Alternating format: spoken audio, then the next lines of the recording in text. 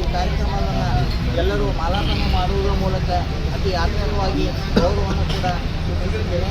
ಅದೇ ಈ ಒಂದು ಕಾರ್ಯಕ್ರಮವನ್ನು ಕುರಿತು ನಮ್ಮ ಕನ್ನಡ ಸಾಹಿತ್ಯ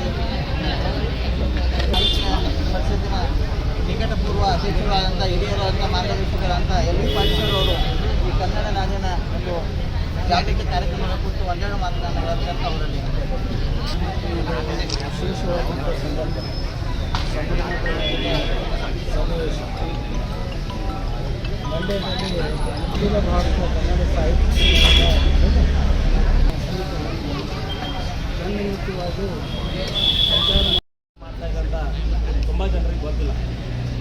ಏನೊಂದು ಈ ವರ್ಷ ಬರುವಂಥ ಡಿಸೆಂಬರ್ನಲ್ಲಿ 21, 22, 23ನೇ ತಾರೀಕು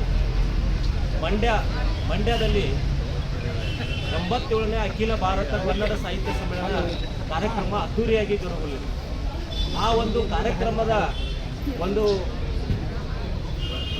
ಯಾವ ರೀತಿ ಕಾರ್ಯಕ್ರಮ ನಡೆಸಬೇಕು, ಯಾವ ರೀತಿ ಪ್ರತಿ ಜಿಲ್ಲೆಗಳಿಂದ ಅವರದೇ ಆದಂಥ ಒಂದು ಐತಿಹಾಸಿಕ ಒಂದು ನಡೆಗಳನ್ನು ಅವರ ಒಂದು ಸಾಹಿತಿಗಳು ಒಂದು ಕನ್ನಡ ಪರ ಹೋರಾಟಗಾರರು ಎಲ್ಲರೂ ಈ ಒಂದು ಕಾರ್ಯಕ್ರಮದಲ್ಲಿ ಪಾಲ್ಗೊಳ್ಳಲಿ ಅನ್ನುವಂಥ ಆಹ್ವಾನದ ನಿಮಿತ್ತವಾಗಿ ಈ ಕನ್ನಡ ತೇರು ಇವತ್ತು ಪ್ರತಿಯೊಂದು ಜಿಲ್ಲೆಗಳಿಗೂ ಸಂಚಾರ ಮಾಡಿ ಜಾಗೃತಿ ಮೂಡಿಸುವಂಥ ಹುಕ್ಕೇರಿಯಿಂದ ಸಂಕೇಶ್ವರಕ್ಕೆ ಆಗಮಿಸಿತು.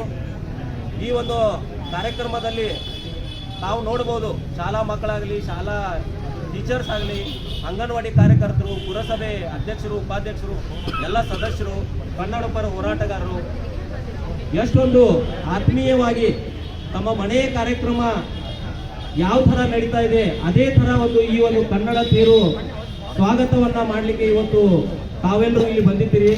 ಎಷ್ಟೊಂದು ಖುಷಿ ಆಗ್ತಾ ಇದೆ. ಇವತ್ತು ಕನ್ನಡದ ವಿಷಯ ಬಂದಾಗ ತಾವೆಲ್ಲರೂ ಹೀಗೆ ಮುಂದೆ ಬಂದು ನಮ್ಮ ಮನೆಯ ಒಂದು ಕಾರ್ಯಕ್ರಮ ಇದ್ದ ಹಾಗೆ ತಾವು ಭಾಗವಹಿಸುವ ಇವತ್ತು ಎಲ್ಲರಿಗೂ ಶುಭ ದಿನ. ನಮಗೆ ನವರಾತ್ರಿಯ ಒಂದು ನಮ್ಮ ತಾಯಿ ಭುವನೇಶ್ವರಿ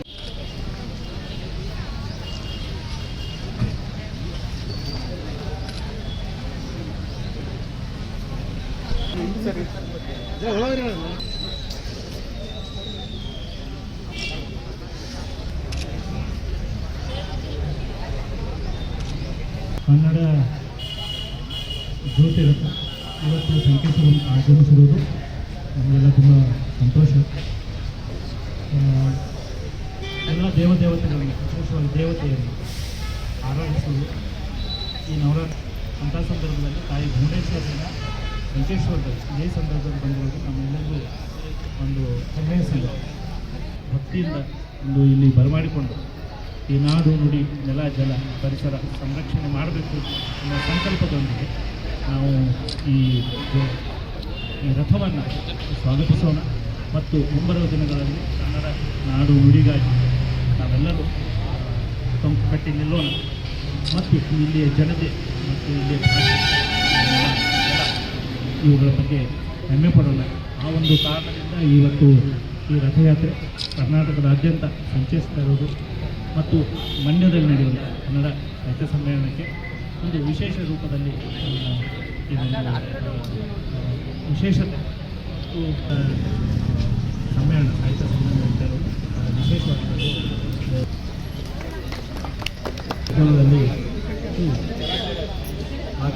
ಕಾರ್ಯಕ್ರಮದಲ್ಲಿ ಬಂದು